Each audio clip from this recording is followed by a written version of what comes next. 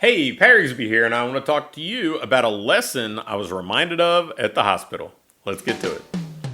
Welcome to the Fitness Business School podcast, the show for fitness business owners who want to grow their income, increase their impact, and improve their lifestyle. Be sure to listen till the end of this episode because we have a brand new special offer exclusive for listeners. So stay tuned. So recently, I went back to my hometown. My dad was having open heart surgery, and when you go to a hospital like that, you see a lot of people in a pretty rough spot. Obviously, being in that kind of wing of the hospital where most of the people there had undergone a procedure of that magnitude, and I think that it's this reminder of building a business that is a two-way street. Yes, you're serving clients, you're serving your team members, you're helping them build a wonderful livelihood, you're helping your clients achieve their goals, but the business needs to serve you too. It needs to allow you to live the life that you want to live. And so the first part of it that I thought about was really simple, it was really straightforward, right? It was the fact that I was grateful that and I could kind of get away at whatever time I needed to. Originally, the surgery was scheduled for 1 week. The doctor fell sick and they had to postpone it another week. And it was no problem for me to just kind of shift gears, step away, and come back a week later. And maybe that'd be the case for a lot of people, but I know many business owners, especially small business owners, feel a little more tethered to their business and they couldn't easily just kind of maneuver things to make a second trip. They probably went to a lot of trouble to make that first trip. And so I'm very grateful that I could do that and not only make it happen seamlessly, but also know that I wasn't setting my business back. I mean, some people, maybe they'd have to cancel sessions and they'd lose out on income or something like that. So building a business that allows me to do the things that I deem important at whatever time, I think was very, very much something I was grateful or appreciative of. But the other thing that I thought about while I was there, and I'm not trying to be morbid about it or whatever else, but just understanding that we've got a limited amount of time to do the things that we want to do.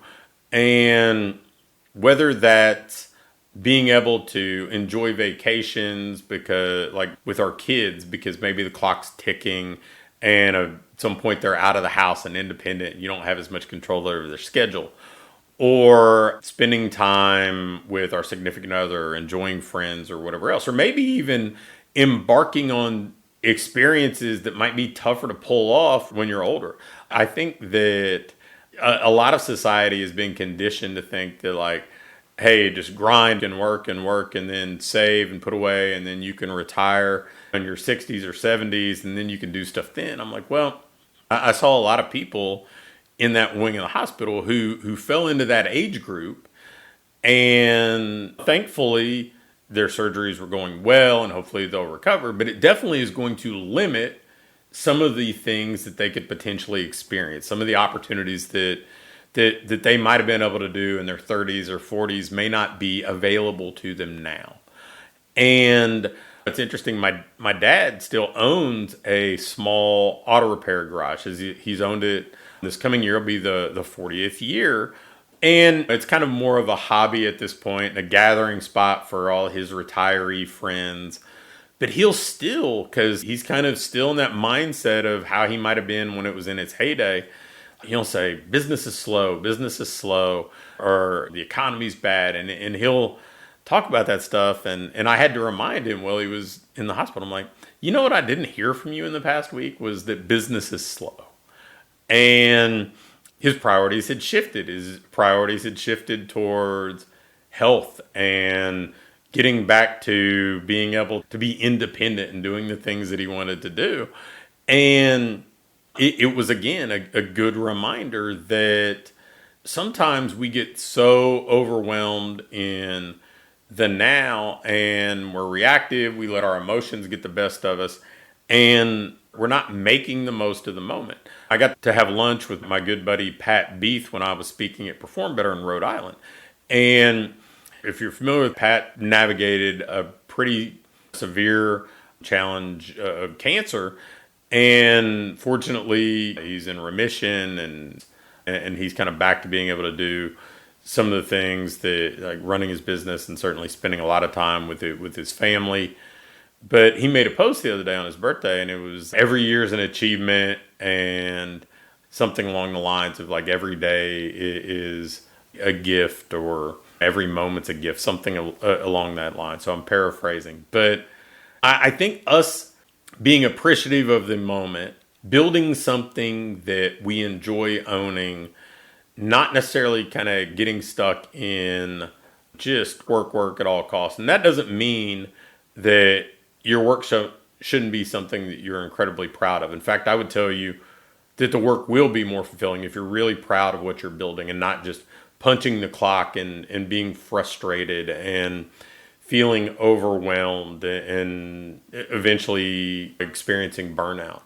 I think that if you want to build something, whether it's a $20,000 a month, more lifestyle friendly business that has a small team or a bigger $500,000, $750,000, $1 million a year business that has a bigger team and you want to play that kind of game. Whatever it is that you want to build, go and build it and do something that's exciting and fulfilling to you, but also understand that tomorrow's not guaranteed to any of us. And if there are things that you said, oh, I'm going to put this off, I'll do this later, I would encourage you to look at some things as maybe being now things. Those vacations, those opportunities I know for me, to be able to coach my kids when they're young, because you don't get that opportunity when they're older, right? Like that clock is ticking. And those are shared experiences we'll have to look back on forever, right? Those are moments that you don't get a do-over with. And then maybe I know that with some things, the travel or the physical demand to enjoy something at its maximum may be easier in your 30s or 40s or 50s than it would be in your 60s or 70s. Again, sometimes I think we just look up and we didn't gain any ground towards the business we want to own or the life we want to live over the last 6 weeks or 6 months or year. And it's a mistake. It is definitely a mistake. Like, we should be moving closer towards what we want. We should be understanding that every year is an achievement, and we should be building something we're proud of, not just business, but life as well. So if you are not moving, if you feel stuck, now it's time for a reset. Now it's time to go and say, what do I actually want for my business and from my business?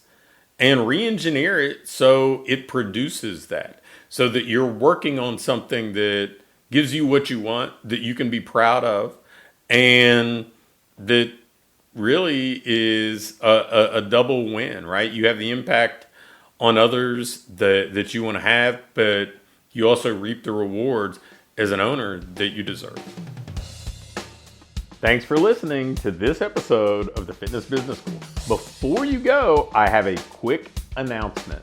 One of the things that we've been doing with our current clients is taking them through this ideal business diagnostic. And really what it is this checklist that allows you to pinpoint exactly what your business needs next so you can keep improving, keep growing, and build a business that you love to own. One that pays you well, one that allows you to have the impact you want to have, and one that allows you to have a lifestyle that you truly enjoy. In this diagnostic, we walk through everything and we do an evaluation and can instantly pinpoint what you need to do next to build that business that you want. I'm going to extend this opportunity to get on with either me or my team and take you through this evaluation and fix your business's most vital needs fast. So if we take you through this, you're going to be able to make those vital changes that you need to finally have what I call your ideal business. If you'd be interested in going through this entirely free, risk-free diagnostic with us and learn what you already have in place, what you're doing well, and where your greatest opportunities for rapid improvement are, just shoot me an email with diagnostic in the subject line to pat@patrigsby.com. Again, an email to pat@patrigsby.com with diagnostic in the subject line will get you scheduled and take you through this evaluation to help you build the business you want.